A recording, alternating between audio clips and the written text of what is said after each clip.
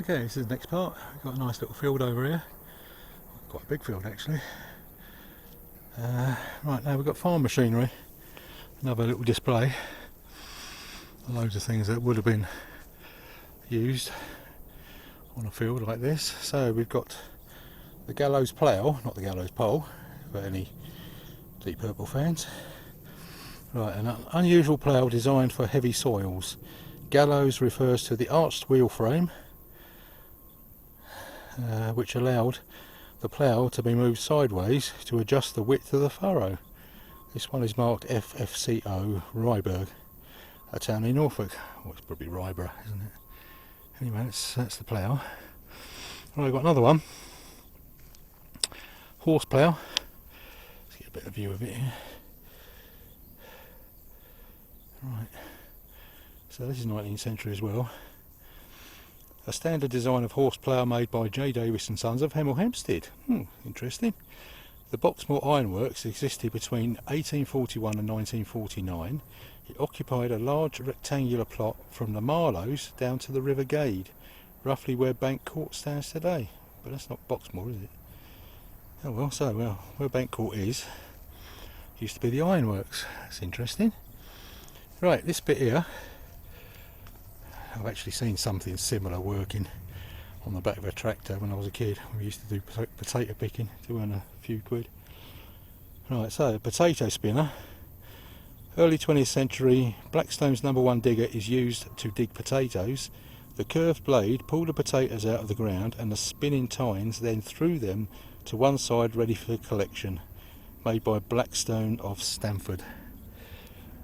Right, that's Stamford, that's up York North with, like, you know, Stamford Bridge, 1066 and all that. Talking of 1066, I think I'm going to go to Battle on Friday. It's a few years, it's 2018 the last time I went down there. So yeah, we do that. Right, so this is, I'm going to try and get a better view. There you go. British Anzani Iron Horse tractor, 1940s. So it would have been used during the war.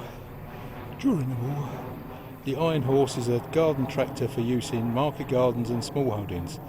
It was popular during and after World War II when small areas were farmed to support the war effort and to relieve rationing. Fair enough, everyone did their bit, didn't they? Luckily. Not like today when, you know, people don't really want to work, do they? Well, they want to work, but very minimally. I can't even say it. Minimally, yeah, bollocks. Do as little as possible for as much money as possible. Okay, Ransom's cultivator. I'm sweating. I haven't got my hat on. Ransom's cultivator, 1900s. The cultivator used to break up the clods of earth, creating a tilth ready for sowing. So, a tilth. Is that the furrows that you put the seeds down? My brain says yes. Right, so this is a Somerset root drill, or root seed drill, mid 20th century. The widely spaced drills confirm that this seed drill was used for sowing root crops. And it was manufactured by Denning and Company, 1937, in Chard, which is Somerset, I think. Correct me if I'm wrong in the comments, but yeah, Chard, I think it is. Right, so this, before Massey Ferguson, I'm assuming Massey Harris was a thing. So Massey Harris fertiliser spreader, 1950s. In the late 19th century, artificial fertilisers were developed. They augmented the natural fertiliser provided by cows, horses and sheep. To spread granular fertiliser, let's go closer so I can read it. Yeah, to spread granular fertiliser on the fields, the hopper is filled, rotating discs, and the bottom of the hopper spread the fertiliser on the fields. So yeah, it's about a fertiliser spreader. Right, so that weird looking thing is a B&B Ploughmate, 1940s, A tractor for use in market gardens and small holdings, it was popular during and after World War II, when small areas were farmed to support the war effort and rationing. It has a 6 horsepower engine. Originally imported from the USA, it was manufactured by the British Motorboat Manufacturing Company from the 1930s until the 1950s. So, diversification of products. I don't know what this is. This is some sort of, let's have a quick look at it. Seed drill, maybe. There's no sign, so I'm just guessing. Someone nicked the sign. Right, that in the jungle of grass there, that does need trimming. That's a Howard Gem rotavator, 1950s, a 1950s version of the modern rotavator used in market gardens and small holdings. Under the hood at the back, it has a sharp rotating blades that cultivate the soil.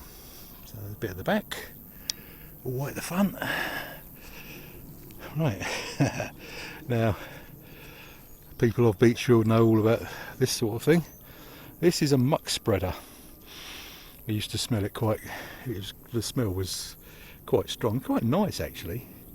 Sort of smell you get used to over the years. And you know when old Charlie's doing it, for sure.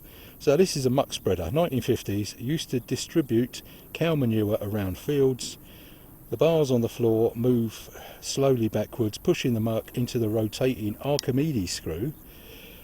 The Bamford's moving floor rear action direct drive muck spreader was made in Uttoxeter. That's a bit of a mouthful for you know, anyone who's ever done any advertising or marketing would think, yeah, that's a bit wordy.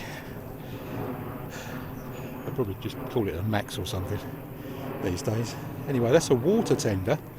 Earlier 20th century, the tender started life carrying water towed behind a traction engine. It was converted to carry water to sheep at Pitstone Green Farm, which is not too far away. I saw a sign for it somewhere. Okay, next one. We've got the double action haymaker, 1920s, used to collect, or used to turn hay when it is drying or to collect it into rows for baling. Like many implements, this was converted from a horse-drawn model. It can be altered to turn a swathe or make 2 swathes into one. So that's, if you ever been walking through the fields, a swathe is the big thick line of hay before it's baled. So it can either do one of those or 2 of those at the same time. Right, okay. This is another Massey Harris. It's called a Dickey. It's 20th century. Another design of the swathe turner and hay collector used to turn hay when it is drying or to collect it into rows for baling. So that does the same thing as the other thing. Alright. Next one. We've got a Bamlet hay mower. So stand back so you get it all in there. Right, so this is early 20th century. Before drum mowers, hay was cut with a large pair of hair clippers.